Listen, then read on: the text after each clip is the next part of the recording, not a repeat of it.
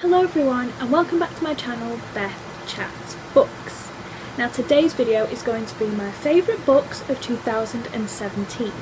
Now before I get into that, there's just a few things I want to say. First off, as you can tell, my hair's a little bit different and I haven't done a video since last week, and basically this week I got my hair done on the 19th and on the 20th it was my birthday. So I turned 22, which is a tragic old age. So I'm just kind of getting used to my hair. So if I keep flicking it around in the video, it's because this is the first day I've kind of washed it since it's been done. And it's all bouncy and floppy. It was nice and perfectly straight when it was done. I'm trying to find out how to smooth it and tame it down. So if I'm fiddling with it, that's why. And obviously it's a different colour, so you would notice that. And then a really important thing I want to say now is I really want to do a personal shout out and thank you to Eclectic Reads. He recently mentioned me in his Small Booktuber Sunday shout out and I was blown away by the response. It's allowed other people to come and check out my channel. So if you're watching my video now and you've come across because of Eclectic Reads, thank you so much for coming across to check out my video. Really appreciate getting more people to view the channel. I know BookTube is quite a slow grower and I haven't been as active as I could have been for trying to search out other booktubers. So it's amazing because in his video I got to find other booktubers.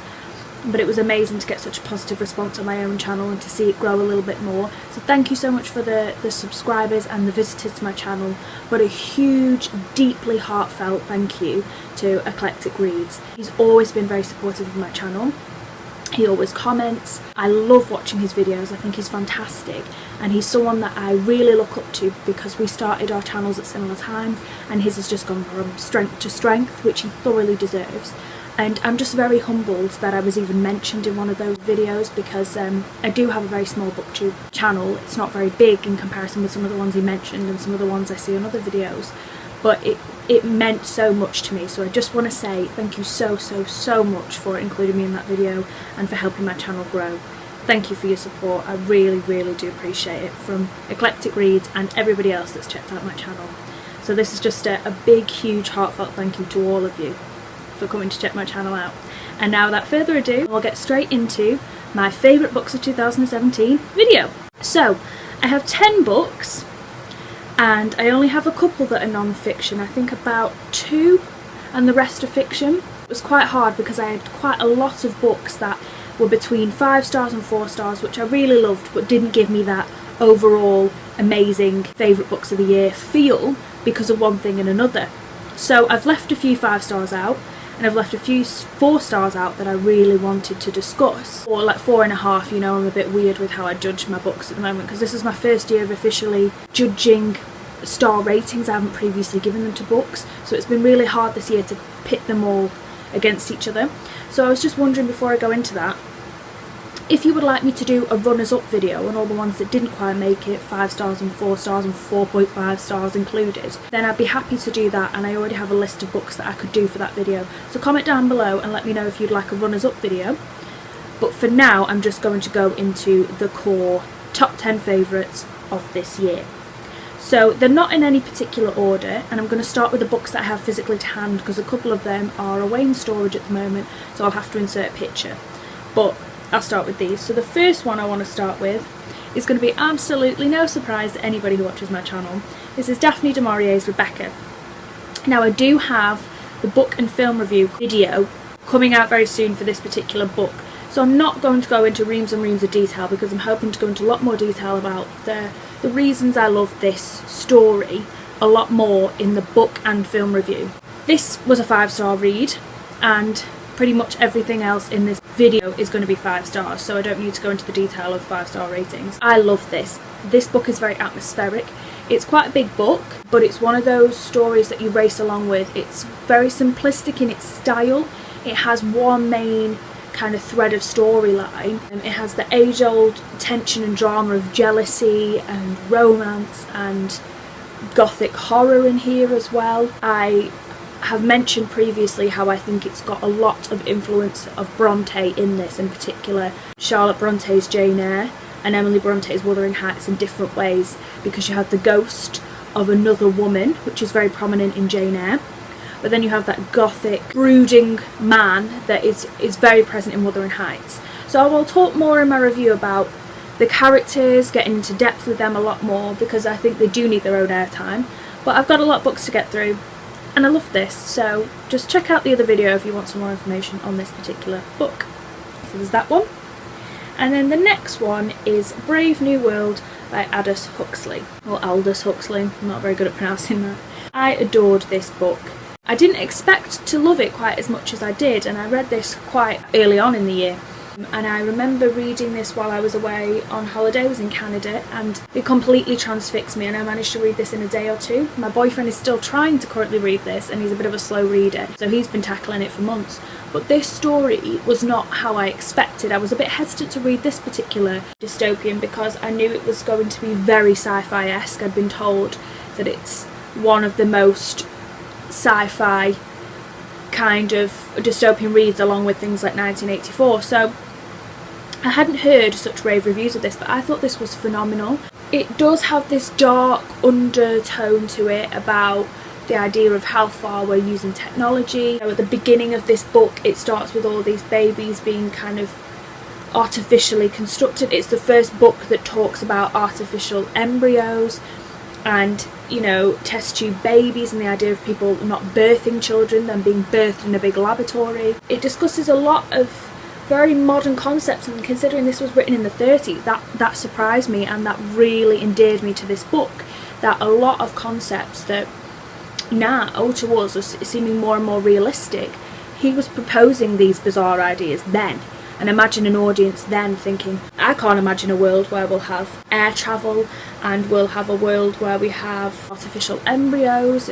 So this is quite interesting because this plays a lot with religion as well. The leader talks a lot about how he's very well read, he knows lots about literature and religion, and how he believes that it's important in this world to deprive people of that, because thinking too much and experiencing woe and jealousy and all these emotions, these human emotions, are not productive to making people happy. So the more simplistic, the more restricted someone's life is, the belief is that that will make them happy.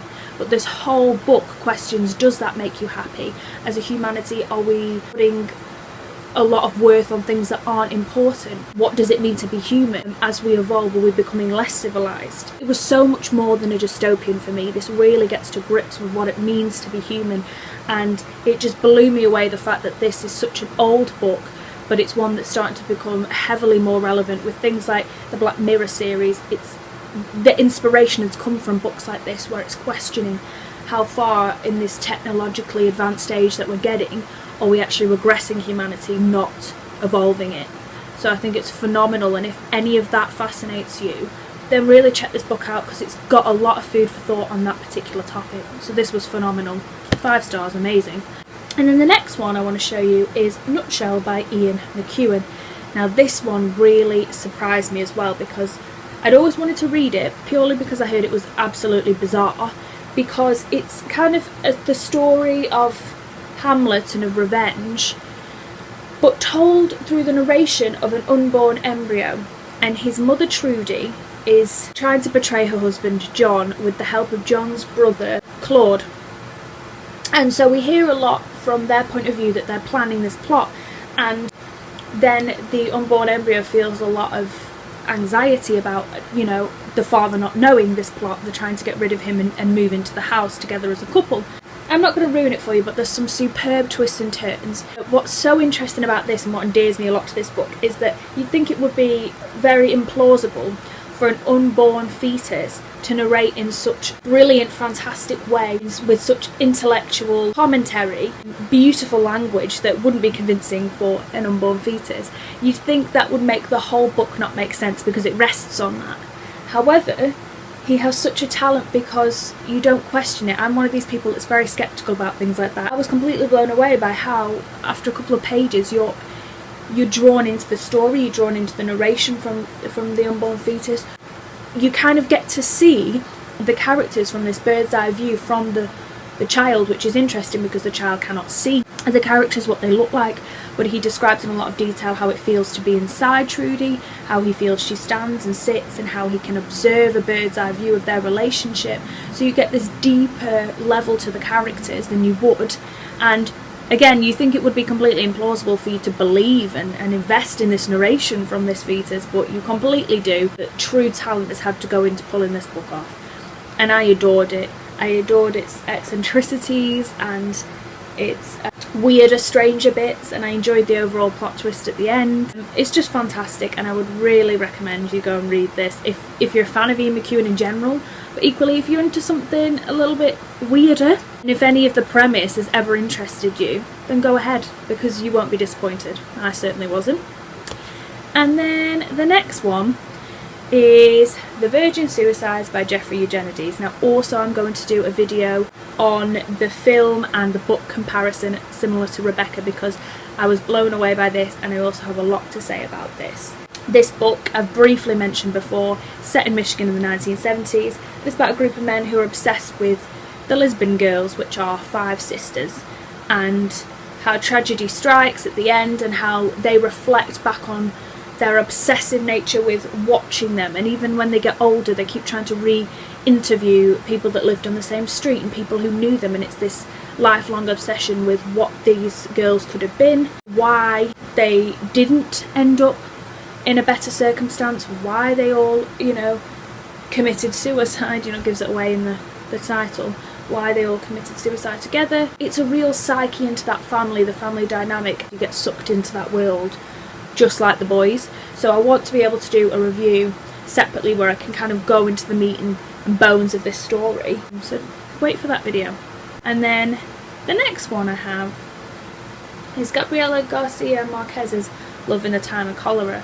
Now this was also a really surprising read for me, because I anticipated that I wouldn't love this as much as I did, and it still resonates with me now, this story. It's still one of those that stays in the back of your mind. Now this one was a much more slower read to get through. Now what I've usually anticipated is that 5-star reads are ones that you can't put down and that you're like, wow, I need to keep reading this. This is interesting because the way that he writes this book, it has this slow feeling, this reflective, calm aura about it. It's about the reflection of two people's life, and it doesn't race through their life to a big ending at the plot, that there isn't necessarily an end goal in sight.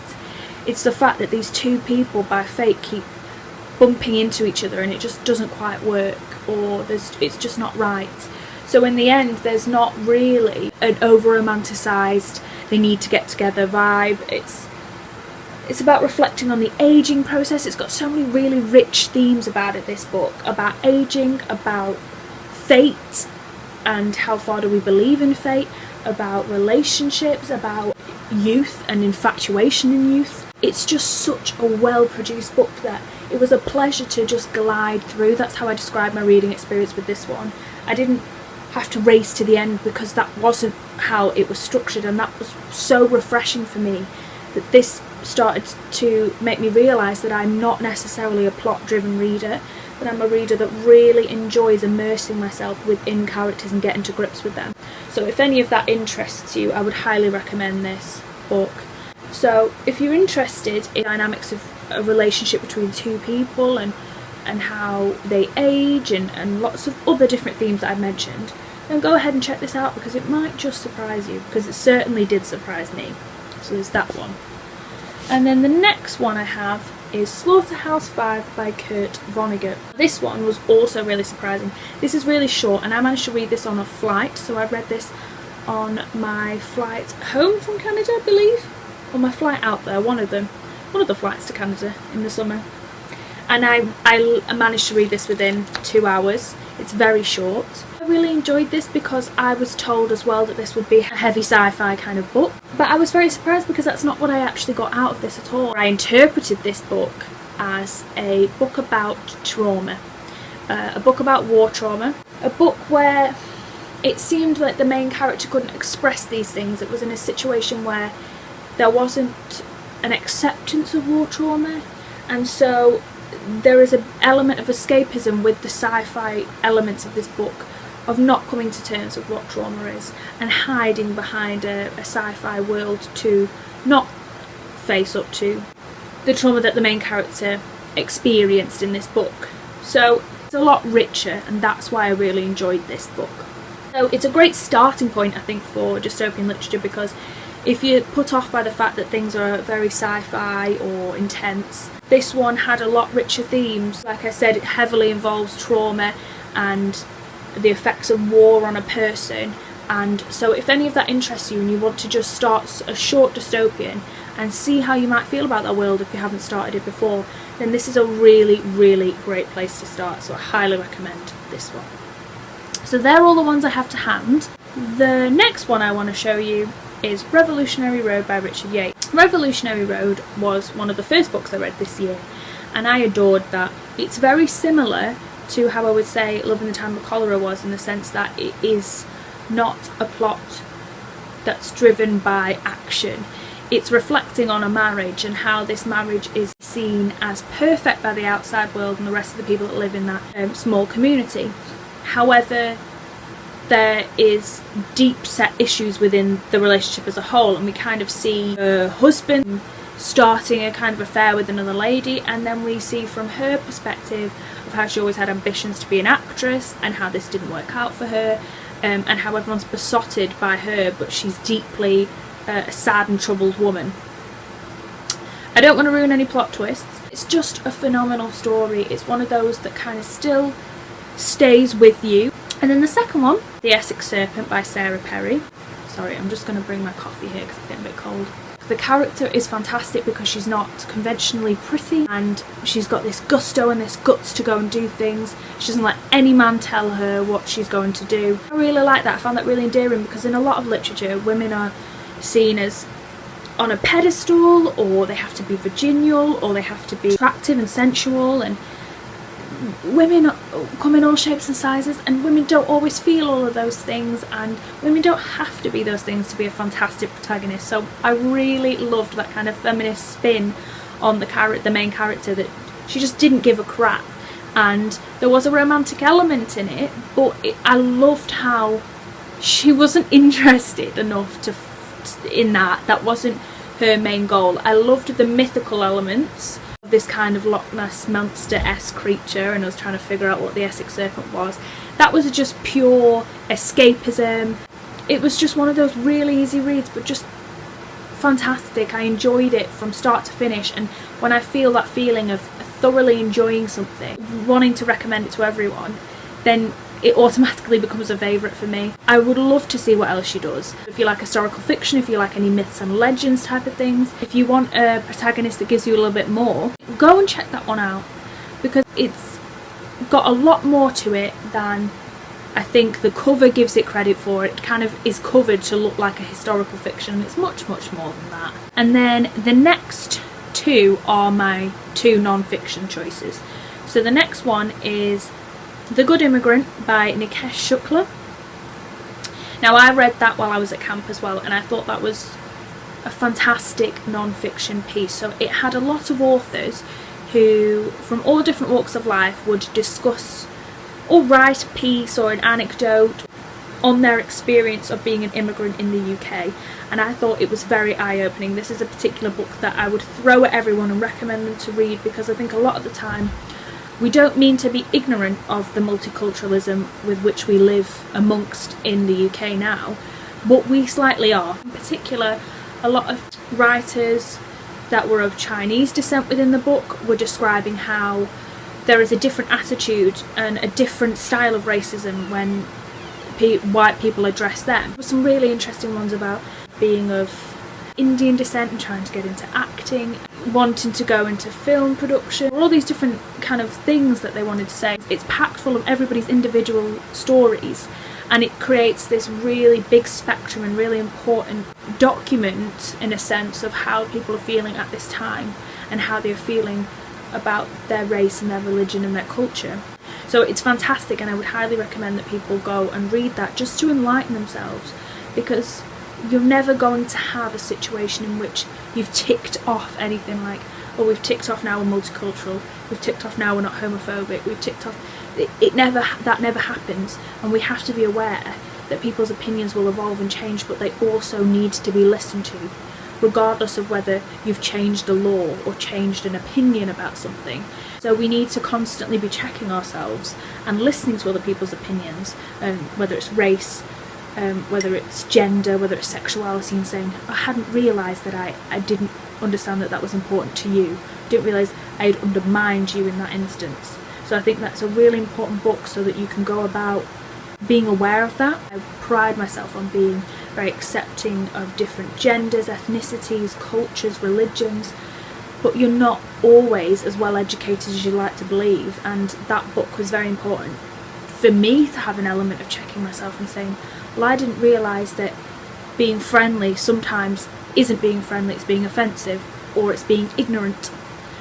The way that you address questions to other people, the way that you ask them about their religion or their gender sometimes can be as offensive as saying something more racist or homophobic directly to them. So it depends on the individual, it depends on the circumstance, and the gist is read this book so that we can all just keep going and growing in the right direction. And then the last one finally is Another Day in the Death of America by Gary Young. Now in particular, this year I think it was a very important year to have read that book. He is a British journalist that I think used to work for The Guardian, and he lives over in America now and he's raising his children, and he's a black man.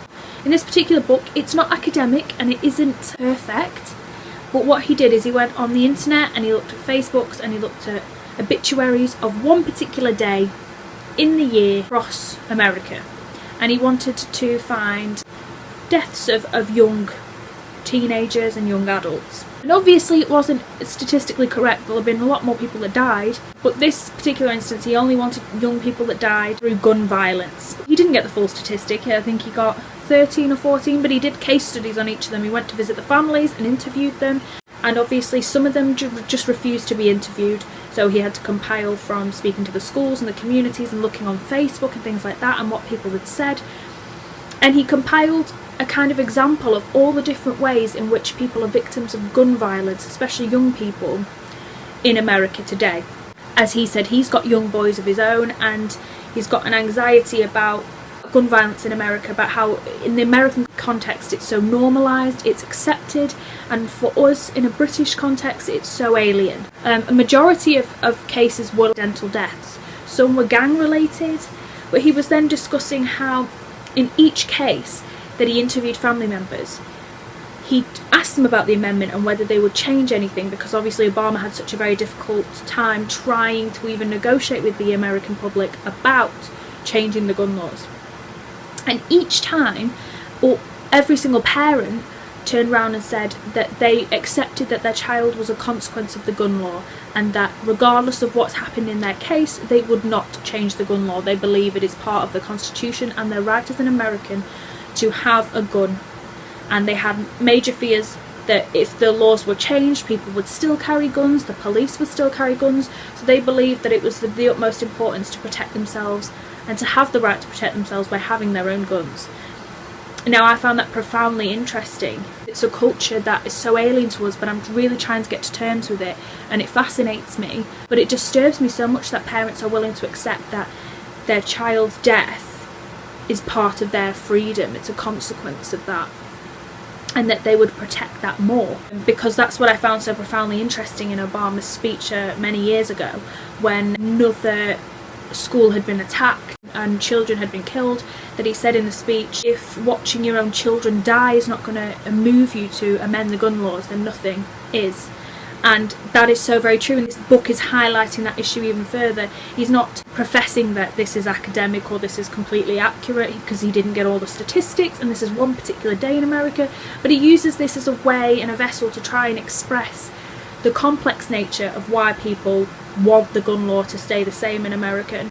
So if the American Constitution, if the gun laws, if current American politics is really interesting you, then this is really for you. This is quite a recent book that came out, and it's really giving context to America's relationship with guns that I think I haven't managed to find a non-academic book yet that deals with that in a way that can be digestible for general public to consume, but also really informative. So that's everything for my favourite books of 2017. Thank you everyone for watching, and I'll see you very soon with a new video. Bye!